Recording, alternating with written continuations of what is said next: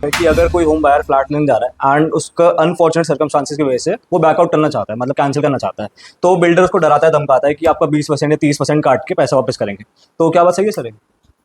देखिए, एक recent judgement आया ऑनरेबल सुप्रीम कोर्ट का, Godrej properties development limited versus Anil करलेकर।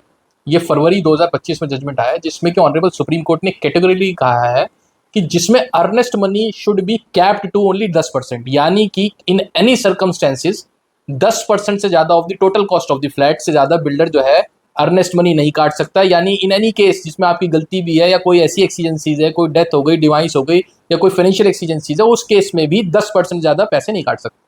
पर कई ऐसी कंडीशंस भी हैं जिसमें कि 10% भी पैसा नहीं कटेगा और आपको विद इंटरेस्ट मिलेगा।